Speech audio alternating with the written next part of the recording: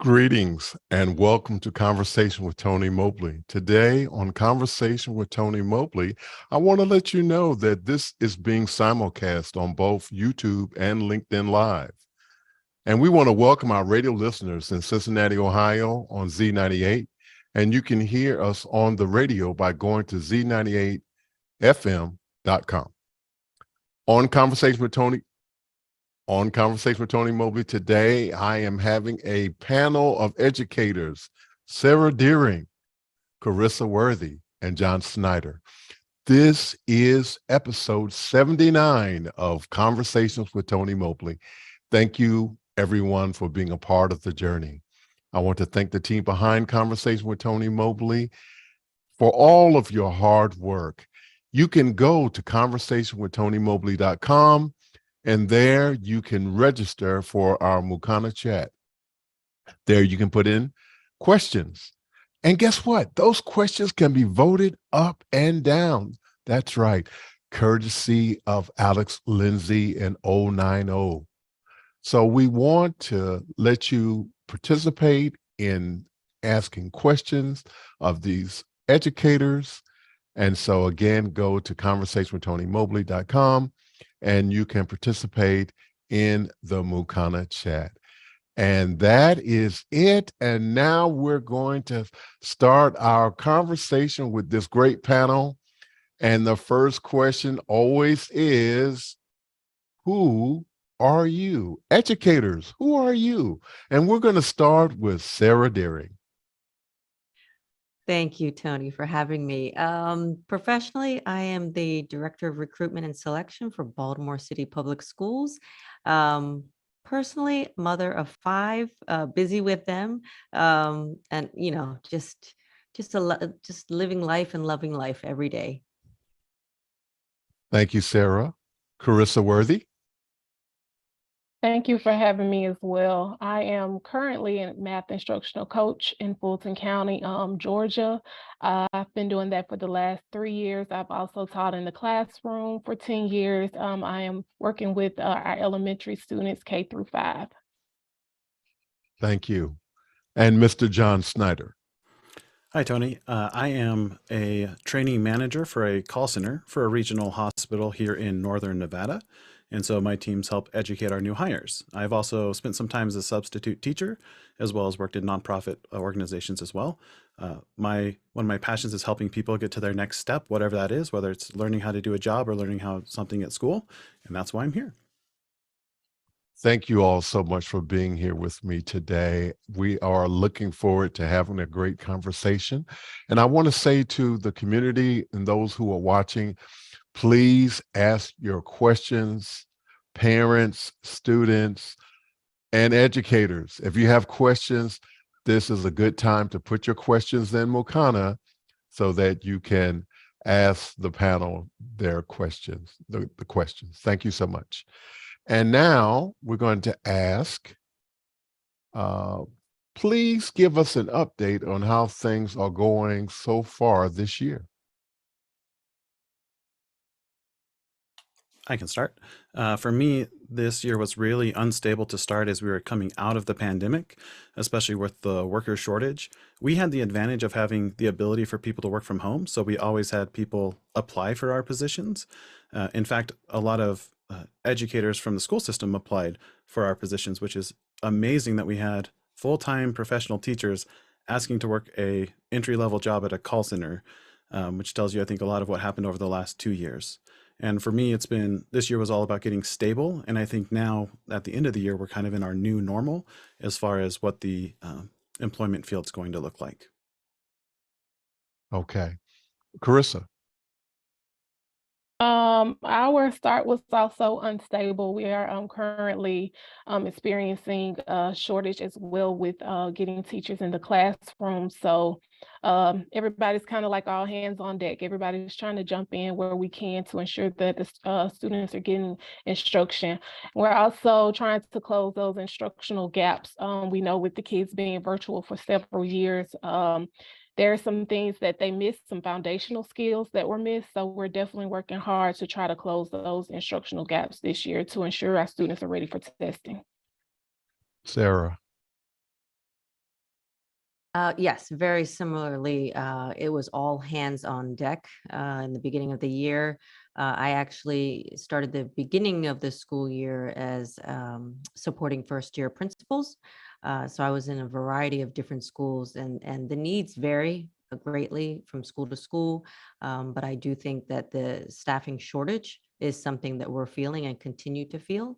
And I think it's going into next year as well. But yeah, this year has been, I would say also just courageous in the way people have stepped up and are working towards together, in trying to overcome some of the challenges that we've seen, specifically, as Carissa said, with the learning gaps, the tremendous amount of funding that has occurred, which has also created its own challenges, benefits, plus and minus. Thank you. Thank you, all three of you. Thank you so much. We have a question, and I apologize to the question asker because I can't see your name, but the question is, how will the rise of AI change the education industry? Oh, that question is from Mr. John Preto of Las Vegas, Nevada. Thank you, John, for that question. And so we're going to start with Sarah. It was so funny. I was just having this conversation with my daughter. There was a software app that she was talking about. I won't name names, but where you can put in a prompt and the AI will actually come out with a whole written essay, right? And that is just mind-boggling to me, right? It is on one hand immensely incredible that AI has this potential to gather at the speed of light, right? Information that we cannot do as human beings, right? But on the flip side, then it's like the idea of ownership, information. It's going to change a lot of like how we, think about information and who owns rights and titles to it. For me, I think it's exciting. So I think that I know that there are probably benefits, and then there are the downside to AI. But for me, it's a world that is just unknown, and it's exciting as far as how we can use it in education to support learning. Let's go with Carissa. So I'm trying to figure out what the acronym AI was standing for. So Artificial intelligence. okay, that's what I thought. I am also, I think that it is something that is good or well for the students. It's something that we can use in education. I'm not that familiar with it, working firsthand, but I think it is something that is useful in education. And before John comes, I'm gonna stick my 2 cents in. I want to say that I think in office hours this week, there's been a lot of conversation about AI. And one of the things that I heard this week that was very useful to me was that, and I don't remember who it was that was talking about it, and it might have been John actually, was talking about the fact that they were using a calculator before it was customary to use in school. And that is kind of the way I look at this, that actually the AI will be a resource to help enrich the students' educational growth. But let's hear what John has to say about it. Yeah, I agree. I think AI is going to change everything about how we do education. And in the short term, teachers are going to need to learn how to recognize those prompts written by computers because the enterprising students will use it as a shortcut to get the work done. And so teachers might need to change up how they assess students. Instead of a written paper, maybe an oral presentation is more appropriate because it's a tool we'll all be using. And I think some of those recent tools like ChatGPT really help emphasize that. In the long run, I think it's something where in the same way that students will use them to cheat, teachers will use them to identify cheating. And so it's going to go back and forth, just like schools and students always have. And I think where I see a lot of promise is in test taking, because you could have a customized test to each student where each set of questions is completely generated randomly by the AI to assess certain skills, or puts a student in very unique situations that they have to respond in a really meaningful real world way. So like in a call center, I could tell the AI to say, make an angry customer call who needs this. And the AI could simulate the customer. Instead of me having tried to think through it all, I can make sure all of my agents, all of my students can have different scenarios, but they're all testing the same practices in very unique ways. So I think AI has a tremendous potential in the long run. In the short run, we're just going to need to pay attention to what it is doing and how people are using it. Very cool. Thank you so much. We have a question from Dan Huber of Erie, Pennsylvania. What will change with collaboration over video for higher education? And we'll start with John. I think one of the big things is it will enable students to learn from different states. So universities will not be stuck to geographic regions. And it has the potential for universities to have a larger reach to different students and specialize to very unique student groups, because a student from New York can be talking with a student from Nevada at the exact same time and working on a project simultaneously. So a lot of those borders, I think, will fall as video collaboration grows. Carissa. We don't use a lot of video collaboration, but I think one way that it will help our students is, like he said, able to communicate with others. I know one thing that we do use as far as video collaborations are like field trips, especially when we aren't able to go out to a certain place. Or if they're out of state and we're not able to get there, that is one way that we collaborate and educate our students in the classroom daily. Sarah. I actually think the video collaboration will even be greater, it'll be more global as well. I mean, the opportunities there exist. The one wondering I have though is wondering if it could also reduce cost, because now, people don't have to go in person now, and for travel or anything. So yeah, it would be wonderful if it also impacted cost. Very cool. Thank you, everyone, for that. I just would add, you know, I'm not sure that we are thinking about how the magnitude of the potential for this. And what by that I mean, just for example, let's say that some mathematician wants to have to be pulled into a school assembly, and you can have him, this triple PhD professor from whatever leading university in the world, can actually come in and speak to the entire school body, or speak to several schools at the same time in the district. Just food for thought.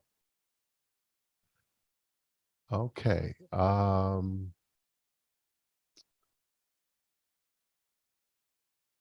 Let's see. Okay. So Dan is back with another question. What new tech are educators going to use in the classroom and remotely? So we're going to start with Carissa. Technology that we are currently using in the classroom, we use a program called iReady. Sure you've heard of that in education. It's basically a program where the students are tested and it adapts the lessons and the learning to where they are. So it's meeting the students where their current instructional level is. And so that way it tailors their lessons just for them. It's personalized just for them. And it basically just moves them through a series, and the instruction gets harder and harder as they master the instruction. That is one that is it works really well, and we see great progress throughout the year with our students. They're consistently using this program with their building their math skills, reading fluency, and all of those other core skills that they may be lacking. So that is definitely one that we use throughout the school year. And it also gives us a gauge of the progress that they are making throughout the school year. So we want to see that instructional growth throughout the school year so that we know that whatever the program is doing, it is working for the students. And do the And students so, enjoy Carissa, I that, have a question Carissa? for you. So So do the parents have access to this software? yes, parents do have, well, they don't have access, but they are able to see what their student is doing. So they can look at their lessons, they can see their scores. So after each lesson, they take a quiz, and so that they can see their scores. Also monitor in the teachers can also monitor it as well. And so it gives the teachers also a gauge of if I see a student that's constantly failing the same lesson, then okay, I need to go in. It's, you know, it may not be something that they're missing, some misconception that they're missing. So then the teacher knows to go in and actually work with that student one-on-one on that concept to address misconceptions. John, you also asked me a question. Yeah, I was asking if the students enjoy it, but then you started talking about parents, and I have all sorts of questions about parents. With this new software, are there tips for parents like how to support your child or activities that you can do with your child to help them if they're struggling with an area?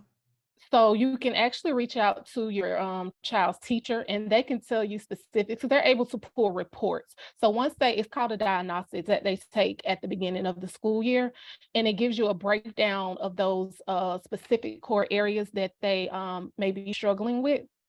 And so you can just reach out to the teacher and ask them, and they can print it out for you and tell you specifically what you would need to work with your child. To answer your other question, yes, the students do enjoy it. It is animated. It does give them breaks, so they're allowed to play games because some of the lessons can be long. So it'll allow them play a little games, give them a little brain break, and they can go back to it. But it is great for in the classroom. It's also great for at home with the parents. Thank you, Dan, for that great question. I'm going to let Sarah speak. And John, if you want to come back in, feel free. Go ahead, Sarah. Yeah, so I just sort of piggybacking a little bit on what Chris was saying. The interesting thing about the technologies now is what I've noticed in school is a lot of because it's online, kids also own a little bit more of the ability to move forward. So depending on how much time that they spend, because we use iReady here as well. And my daughter can do lessons at home independently. And so she is motivated to, perhaps learn more faster than she did before because it is all virtual now. The other thing that I've noticed is as far as new technologies, I think 3D models and 3D modeling is going to be huge, right? And we're starting to see a little bit of it being used, not necessarily built into curriculum, but certainly what teachers are sort of bringing in addition to add value to the classroom. Very cool. John? I think those are both really cool things to be happening with our students in the K-12 education. I wonder if a lot of the technology will enable us to finally realize that dream of the flipped classroom, where students do the instruction part on their own and then come together for the discussion or question answer with the teachers. Wow. That's very cool. Thank you. Thank you, all three of you. Thank you so much. And thank you, Dan, for those two great questions. Has the pandemic changed your educational career path? We're going to start with Sarah. Oh, absolutely.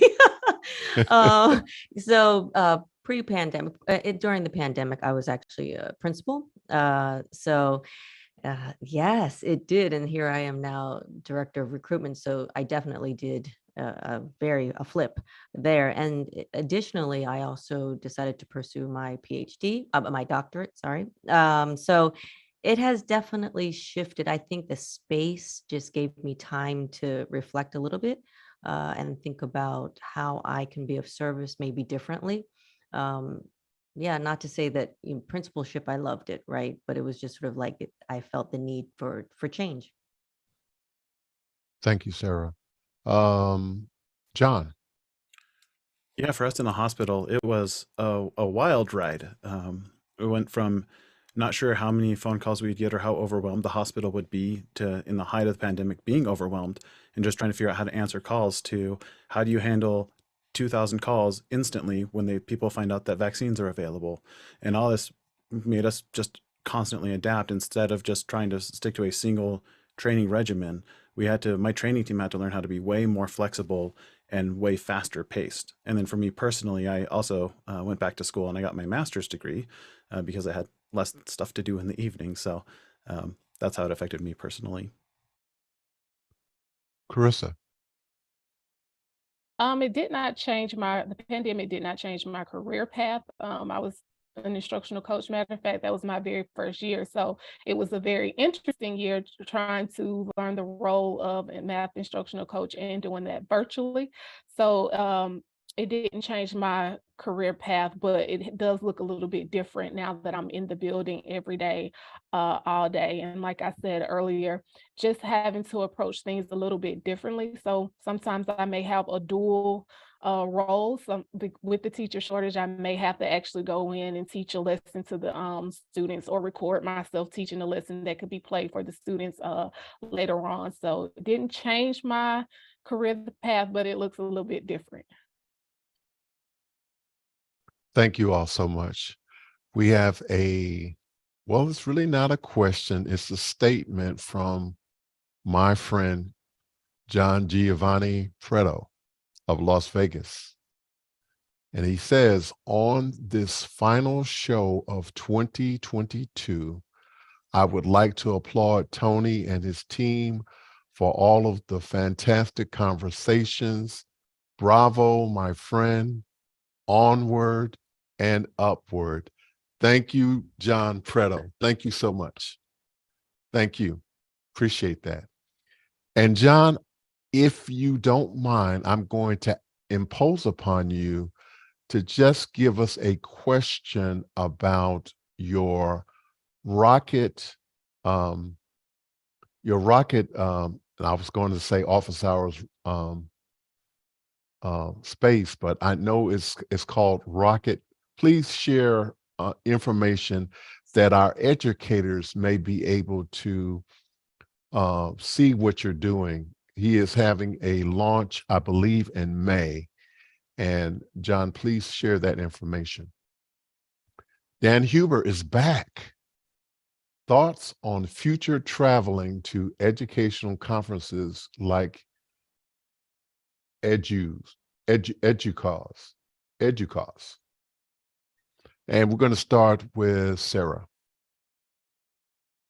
So I'm sitting here going, oh my gosh, like in my new role, we're gonna go to a lot of different places and a lot of travel. I actually am looking for some really good conferences to go to. So, I mean, my thoughts are, yes, we're gonna be there, only because the traditional model of being in person and meeting people, in person. I think while there are a lot of virtual conferences, there's still a space, I think, for the in person. So yeah, I mean, I'm in a new role, so it's recruiting. So it's hard to recruit virtually. So we still need that in person. Thank you, Sarah. Carissa? We have not moved back into the traveling for conferences just yet. Uh, there are in-person meetings that we have as admin or math instructional coaches, but we have not traveled. We have not been out traveling just yet. John? I'm hopeful that with virtual conferences, as they continue to grow, more teachers will be able to attend instead of having schools having to select one or two. Maybe they can send 10 or 20.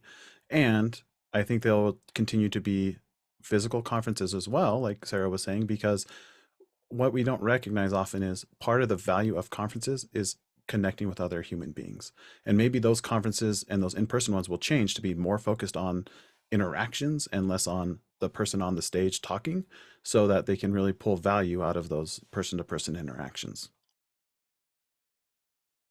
Do you want to talk a little bit more about that, John, from the standpoint of, and I agree with you, one of the things that this community, this office hours community, is very, very much trying to get people to understand that there is no such thing as Zoom fatigue, and that it's a matter of having good quality sound and video, and that when you have those things in place, that that that brain freeze is not an issue, or fatigue is not an issue, when there is quality video and sound. And the reason why I lift it up, because one of the things, as you guys have already mentioned, is that there is an opportunity to involve more participants in the virtual space versus the in-person. I think that there can be genuine interaction and friendships and relationships that can be developed through the virtual space. And office hours, I think, is a prime example of that, in that, you know, my friend John Preto, who I met a long time ago in a community called Blab that you guys probably never heard of. But we've never met, but we have a great relationship. And I can go on and name a lot of different individuals that I'm extremely close to, that I have never actually physically been in their presence. And go ahead, sir. So I would say, though, that I think you mentioned sound, and the visual piece is important, but I would also say that along with that has to come purpose, right? What is the purpose for? And it has to be extremely clear, and making sure that people who are attending or who come to attend understand that purpose and are a part of that purpose, right? The second piece is having the tools or the setup of the conference that is adept or swift enough to accommodate different needs of people. And I say this in the sense of, like, in conferences, when you have human, interactions, if someone may have extra questions or extra needs, right? You can have a one-off, right? So virtually speaking, you have to have the setup where it's very adept, so that if you have that one person who may need, more questions or answers to their questions or something, where you can have a runoff meeting, or, something so that it's very instantaneous and live and sort of in action, so to speak. And I'm not sure that people have designed or are there yet. I don't know. I think that in the office hours community, and I think that there are examples of very successful events, and they have a tool that's called Mukana that really works extremely well. And so I wasn't going to get into an office hours cheerleading moment, but I will say that there are some things that are being done extremely well in office hours that a lot of people are now starting to take a look at. And if you have questions about office hours, I'm not going to go into it here, but I will say go to officehours.global, and there you will see what this community is doing. And there are some amazing things happening.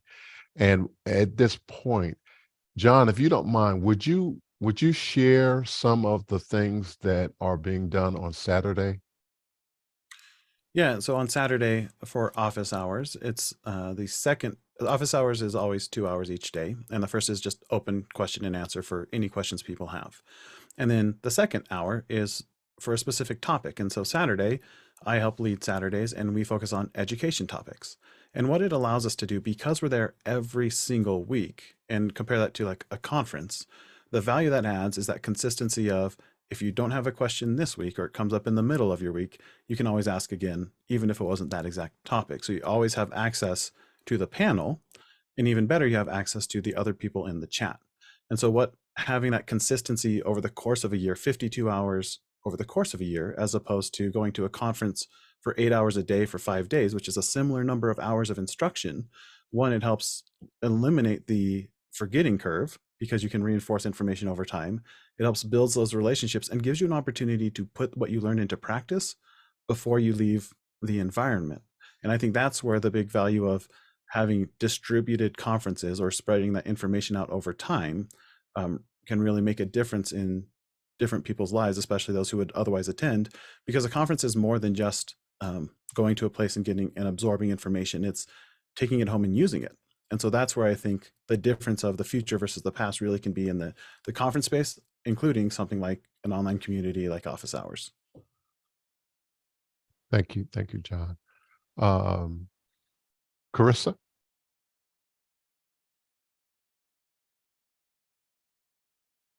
The question is still about the conference, right? Yes. Okay. I answered earlier, but we have not yet started going out to conferences. We are currently just doing those within our, we have zones in our district, so we do those by zones.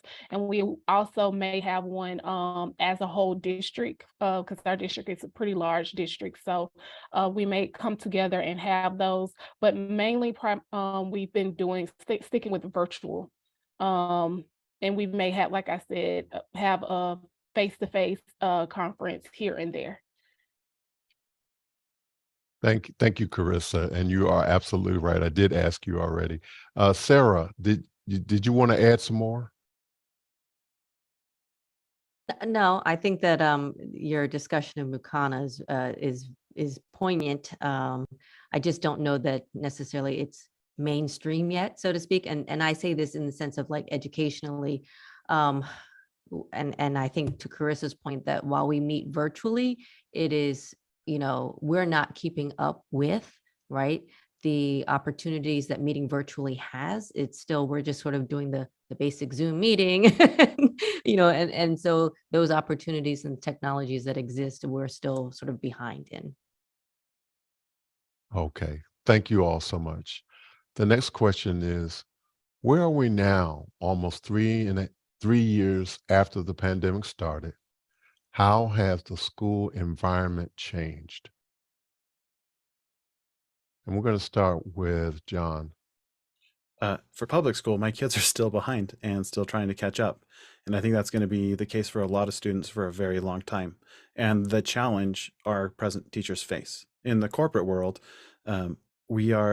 what the pandemic helped us understand is the kinds of things we were doing that didn't add value and we could leave behind.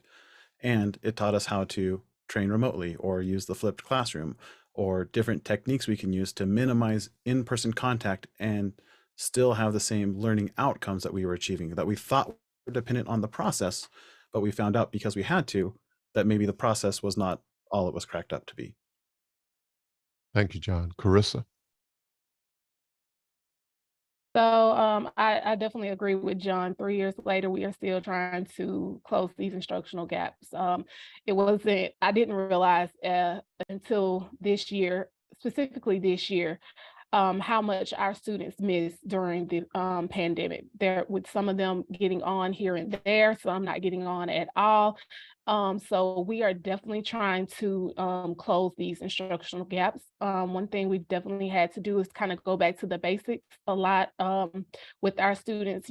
Some things you can't make assumptions and assume that the students know at this point. We have to intentionally teach the students each and every day. Also, one advantage of the pandemic is the technology. Those teachers who may not have been familiar with different programs or how to use different things technology-wise in the classroom, they now have that ability. So it is enhancing their lessons and instruction for our students daily. Sarah? Like I have so much to say on this topic. First, I would say that one thing that the pandemic did was it really raised the awareness of mental health and wellness, which is, it's just been needed and necessary. But I believe that need what existed prior to the pandemic, right? But I think that the awareness of it has just sort of been on the forefront. Which, the need for social workers, guidance counselors, mental health professionals is really high. I would I understand that the pandemic did create a gap, right? And I believe that gap has to do with socioeconomic situations. I don't think it's because of the learning of students, right? Or the teaching of teachers. So I think that we have to look at that gap very carefully and sort of figure out the why. Children are sponges. They will learn very quickly when motivated, when interested. I don't believe that the learning gap existed necessarily because of the pandemic per se, right? I think that there are systems that are in place that perpetuate it, accentuate it, and make it worse.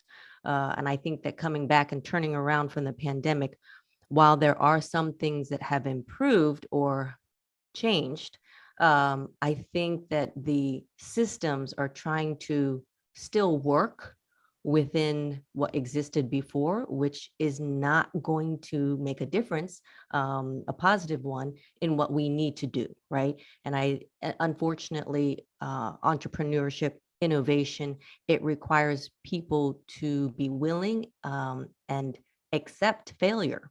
And that is just something in the educational system that we cannot risk, right? Because of whether it's funding, whether, politics, news, whatever, the fear of failure is so huge that no one is willing to take that risk. And because of that lack of risk, and innovation is just not happening. Wow. Um, hmm. I know that we can't resolve those multifaceted issues here, but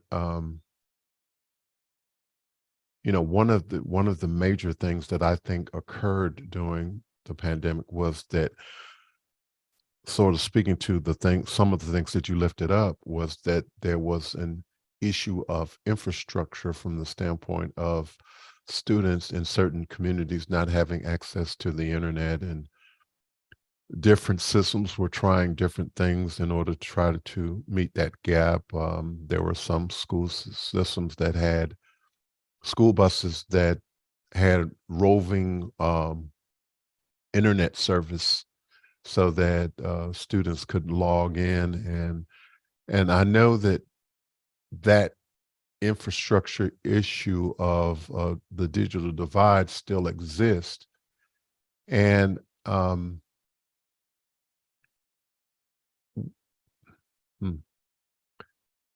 Sarah, and well, I'm not going to just put this on Sarah. Does anyone know of some inroads as far as dealing with the infrastructure or digital divide issues being improved since the pandemic?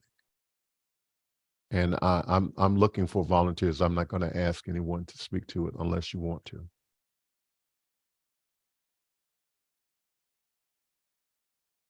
I would say one improvement for us is that we now have the ability to ensure that all students have technology. We started out with just our 3 through 5 students having access to technology consistently every single day because they are our testing grades. But now within our building and pretty much all buildings in our district, K through 5, our students have access to technology. Now, our little ones, that of course they don't take their technology home, but they do have access in the classroom daily. Okay, thank you. Anyone else? I think it's really easy to assume that technology is the answer or is the reason for the problem. And it is a small piece to the equation. And at best, technology is neutral. And at worst, I think it can be distracting or a nuisance. And especially in our community with office hours or people who listen to a Zoom live stream, right? We like technology. We're here on the internet talking to each other, and it's amazing. But it's not a panacea. It is a tool that can be used for ill or for good.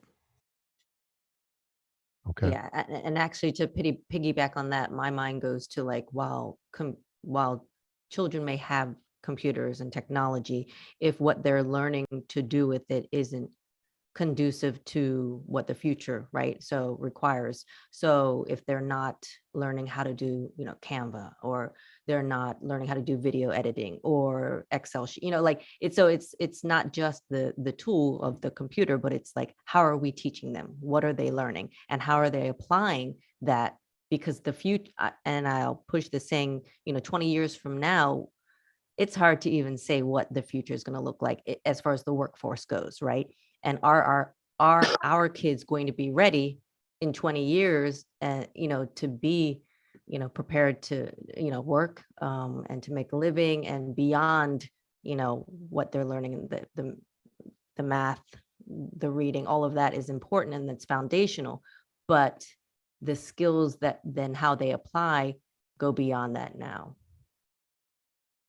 Yeah, I think too that a lot of times we, and I'll say we as parents sometimes, we lose focus when we give our children technology, and we are guilty sometimes of not giving them the opportunity to be producers with technology, but limit them to just being consumption devices where they're watching video games and playing video games and watching movies and TikToks and Facebook and other social media, and they're not, speaking to those things that you mentioned, Sarah, in terms of actually learning how to work the camera, how uh, to do spreadsheets, to to be a Zoom disc jockey, if you will. Those are the kinds of things that will, be able to maybe even, pay your salary. Embracing this opportunity to use technology in a positive way, like you mentioned, John. This idea of, I think it's one of the things that I've wrestled with for a long time, in that, you know, give me a tool and let me do something with it that is building me. And I know down the line I have a question about personal development in this time, but yes, I just ask that parents who are listening think about the tools that you give your children. Let it be something that produces something or accomplishes something or teaches something, and not just be about entertainment. Is important, entertainment is needed, but let's try to have a balance. And I just wanted to share that thought. And if no one else has anything else they want to say, we're going to go to the next question. John Giovanni Preto is back from Las Vegas. He's laughing out loud. Thanks, Tony. We are Garage Rocketeers and are launching in 2023. Not sure when, but the rocket is 21 feet tall and 350 pounds. And we will soon let you know. And we will stay tuned. Thank you, John, for sharing that. Thank you so much. Please tell us about your continued professional development. And we're going to start with Carissa. My continued professional development, I have had the privilege of helping my home church. So I have gotten a lot of professional development with working with them on Zoom, helping them stream their service on Sundays and also throughout the week. And I have to credit some of that professional development to my uncle and some of the office hours members. And I've also, as far as in the building, we get professional development each and every week. So we come together as a team. We are learning new ways, technology-wise, instructional-wise, to help the teachers, to help the students. So outside of my district, I have not worked on currently any professional development, but it is my goal to continue my education and get my specialist degree.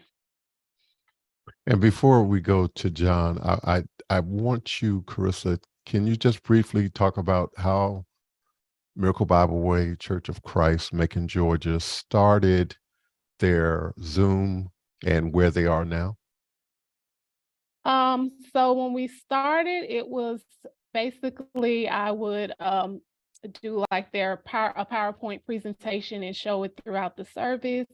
We didn't have a lot of cameras on, except for maybe the person who was leading service. I think we have come a long way with cameras on, audio checks. I think the members are able to check each other, check their cameras and audios.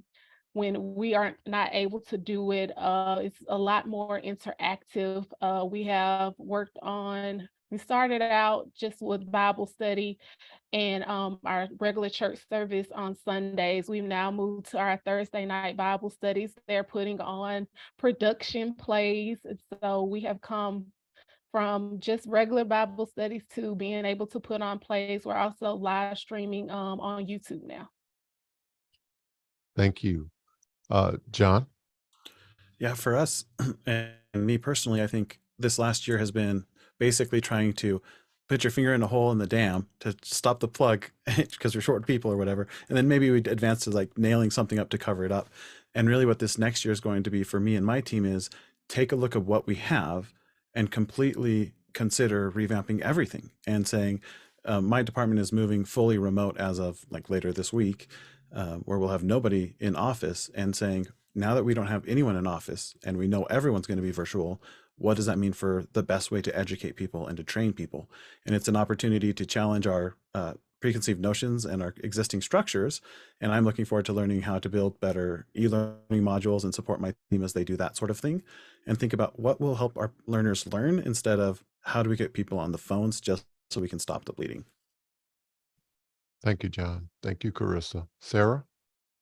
So I'm going to use this opportunity for an ask. I'm literally in week 3 of my new role around recruiting, and I have not much experience as far as background in human resources. So my personal development really honestly is like trying to figure out the world of recruiting, especially in a landscape where, finding educators is going to be very challenging. So I'm going to throw it out there. If anyone, as I'm building the plan for this year, this upcoming school year, I am really open and willing. So any professional development out there, throw it my way. Sarah, I want to give you an opportunity.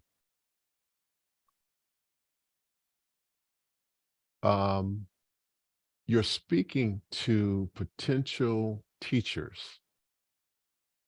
Why should they want to come and work in your district? So great time. I can do my 2-minute spiel, right?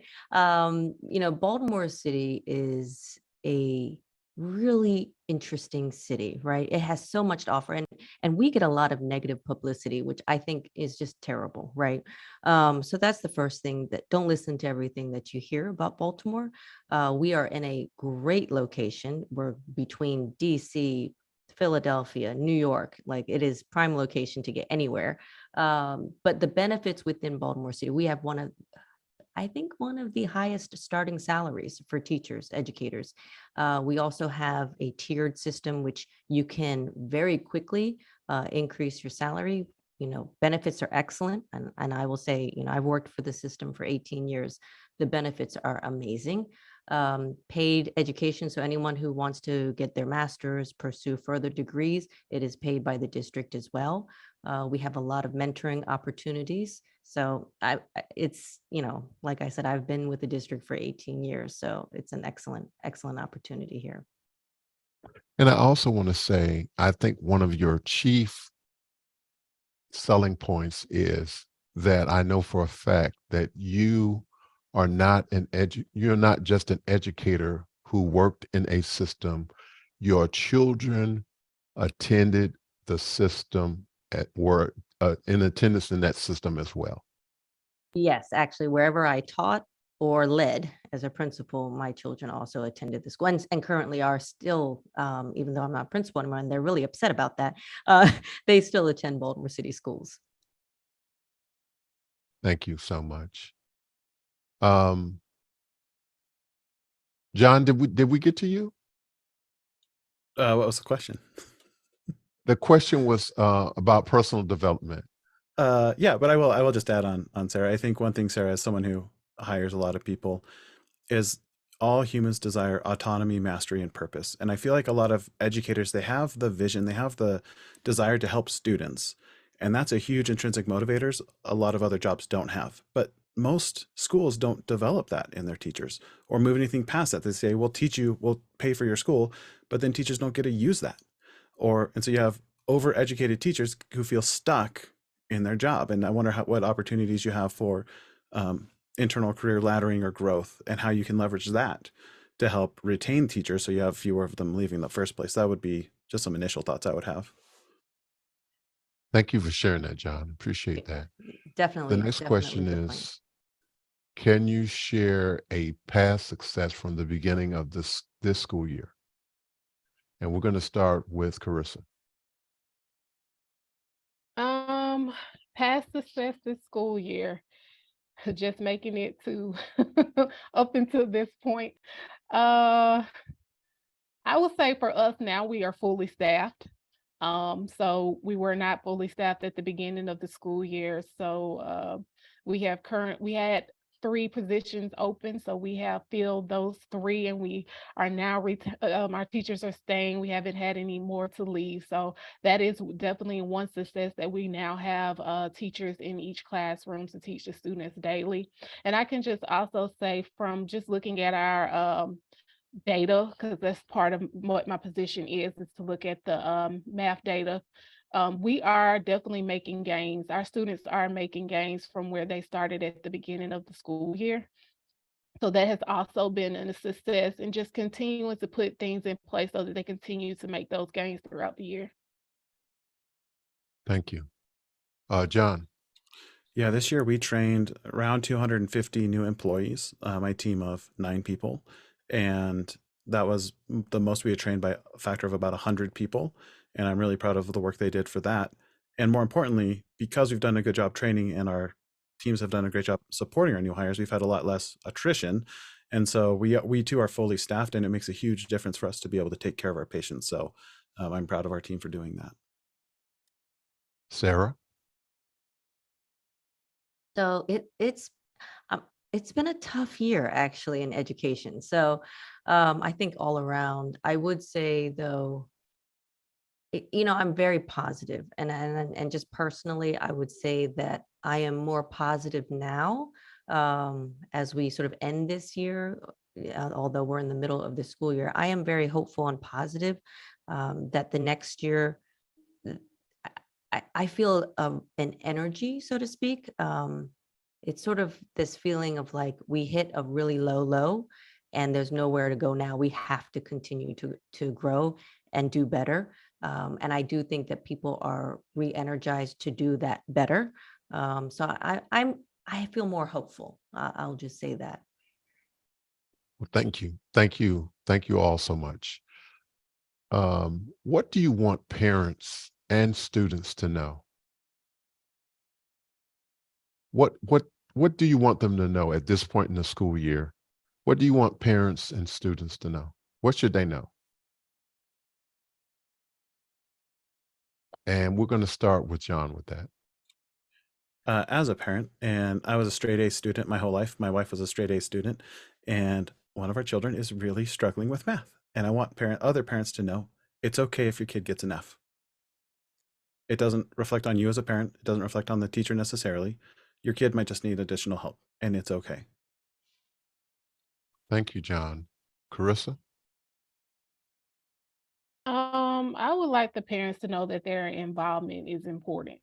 Um, the school that I'm currently working in, there is a lack in the parent involvement. So just letting them know that their involvement is important, and also to ask questions. If you don't know, go to your teachers, your child's teacher. I know that most educators are willing to help and support the parents, because I think that is an issue within my building, that they may not know, and then they're just not don't want to speak up and say that they don't know. So be willing to ask those questions, and your involvement is important. Thank you for that. Sarah. I think that John and Chris bring up two really important points. To sort of follow up with John, I think that parents should think about as many different opportunities for kids to just try, right? Whether they're successful or not. Like, it is in those different, really diverse opportunities, whether it's in the arts, sports, just really different things where they can explore who they are and sort of self-discovery and interests that they may not have realized. The other piece, and it's okay if they're not good at it, like, it's okay, right? The other piece is the same thing, Carissa, with voice.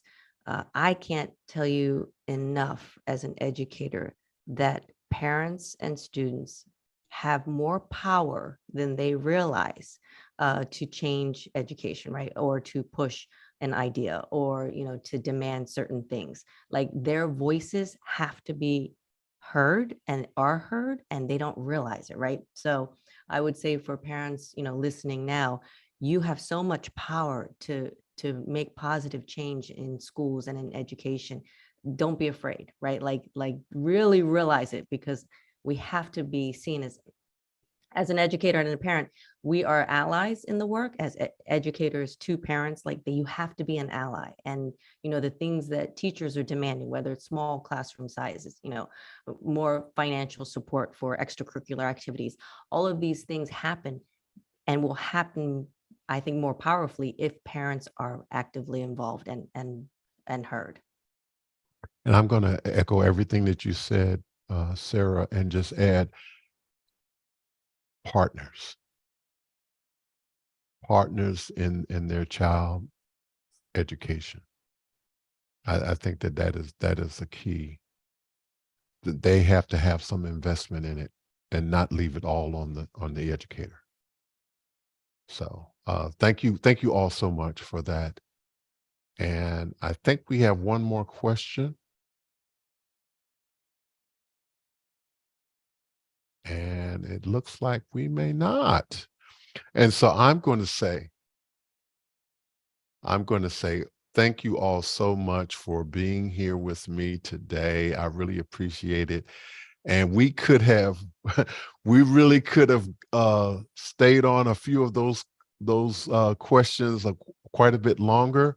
And I just want to thank everyone so much for being here. And I want to thank those participants that we call producers who asked their questions. We appreciate them as well. And I want to say thank you all so much. Conversation with Tony Mobley is produced by valued audio video professionals who meet daily on Office Hours Global, hosted by Alex Lindsay. Thank you, Z98.1 FM, LinkedIn Live, and YouTube. Conversations with Real People. We want to thank last week's guest, Mr. Nigel DeSalle. Thank you so much, sir, for being with me. And when you have time, go back and look at those 75 plus episodes of Conversations with Tony Mobley. I think you will find something you like and hopefully is helpful. Again, we would like to thank the audience in 98.1 FM, our audience in Cincinnati, Ohio. Thanks to Taylor Sunderhouse and the team behind Conversations with Tony Mobley for making this happen. Thank you, Sarah Deering, Carissa Worthy, John Snyder, for our conversation today and for doing the work that you do. Thank you so much. Conversations with Tony Mobley will continue next week with Ms. Patrice Laird Walker, building a healthy reading culture. building a healthy reading culture. Thank you all so much. Take care. God bless. Good night. Bye-bye.